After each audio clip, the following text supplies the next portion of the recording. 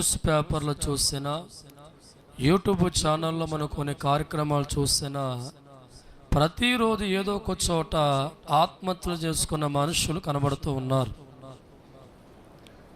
టీవీలో కూడా అయ్యే వార్తలు వస్తున్నాయి, యూట్యూబ్లో కూడా అయ్యే వార్తలు వస్తున్నాయి. కానీ ఎక్కడ కూడా టీవీలో కానీ యూట్యూబ్లో కానీ జంతువులు ఆత్మహత్య చేసుకునే వార్త వింటాం అనుకుంటే ఎక్కడ కనబడతాలా? ప్రతిరోజు కూడా మానవుడి గురించి మాత్రమే వేయబడుతున్నాయి.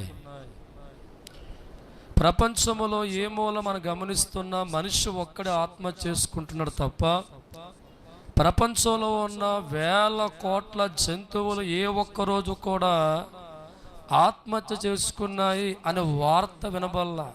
ఏంటి కారణం? దేవుని బట్టి కలిగిన మనిషి ఎందుకు చచ్చిపోతున్నాడు? దేవుడి పోలికలో పుట్టిన మానవ జీవితాలు ఎందుకు ఆత్మహత్య చేసుకుంటున్నాయి? ఈరోజు మనం ఆలోచించే వ్యక్తులుగా మారాలి. ఎక్కడ కూడా జంతువులు ఆత్మహత్య చేసుకోవడం చరిత్రలో చూసామా? ఎక్కడైనా జంతువులు ఉరిపోసుకోవడం అనేది మన టీవీలో కానీ వార్తల్లో చూసామా? ప్రపంచంలో ఉన్న కోట్లాది జీవులు కనబడుతూ ఉన్నాయి, కోట్లాది పక్షులు కూడా మనకు కనబడుతూ ఉన్నాయి. చరిత్రలు ఎక్కడ కూడా జంతువులు ఆత్మహత్య చేసుకున్నాయని కానీ, లేదంటే అవి బలవంతంగా ప్రాణం తీసుకున్నాయని మాట వినబడలేదు. కానీ ప్రతిరోజు కొన్ని వేల ఆత్మహత్యలు మనం చూస్తున్నాం. ఇది ఏంటి కారణం అని ఈరోజు ఆలోచించాలి. దేవుడి స్తోత్రం. కీర్తన గ్రంథం, మనిషి జీవితంలో పుట్టుడి కష్టాలు వంటి పరిస్థితుల్లో ఉన్నప్పుడు మన ప్రాణం మనం తొందర పెడుతూ ఉంటుంది.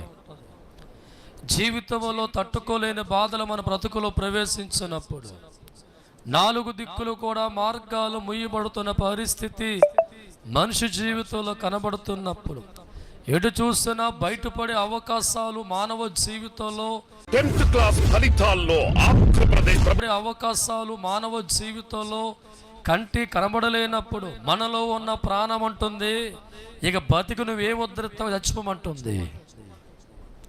త్వరగా జీవితాన్ని ముగించుకుంటే ఈ బాధల్లోంచి నువ్వు బయటపడతావు. త్వరగా నీ ప్రాణాలు తీసుకున్న వ్యక్తిగా మారితే ఈ కష్టాల్లోంచి బయటపడతావని అక్కడ ఉన్న భక్తుడితో కూడా మాట్లాడుతుంది. అయితే ఈ భక్తుడు దేవుల్లో బలంగా ఉన్నాడు కనుక, విశ్వాసంలో బలంగా ఉన్నాడు కనుక, దేవుడి శక్తి ఏంటి అర్థమైన వాడుగా ఉన్నాడు కనుక, ఎటువంటి పరిస్థితినైనా మార్చే దమ్ము ఈ తండ్రికి నమ్మాడు కనుక, మారా వంటి జీవితాన్ని మధురముగా ఎలా తొందరపడుతున్నావు? దేవుని యందు నిరీక్షణ ఉంచా. హల్లెలూయా. లోపల ఉన్న ఆత్మ, లోపల ఉన్న ప్రాణం, ఇక నీ జీవితం అయిపోయింది, మరలా నీ సుఖపడతాను నీకు రావు, మరలా నువ్వు అప్పుల్లోంచి బయటపడే అవకాశం నీకు లేదు, ఈ జబ్బులోంచి నువ్వు బయటపడే ఛాన్స్ నీకు లేదు, ఇక నీ భర్త జీవితాలు మారడు, ఇక నీకు పిల్లలు పుట్టడు, నువ్వు ఎందుకు బ్రతకాలని నీ లోపల ఉన్న ప్రాణం చావును కోరుకుంటే, భక్తి కలిగిన వాడి జీవితంలో పలుకుతున్న ప్రాణమా ఎందుకు తొందరపడుతున్నావు? ఎందరో జీవితాలు దేవుడు పట్ల నిరీక్షణ లేని వారు మాత్రమే ఆత్మహత్యలు చేసుకుంటున్నారండి.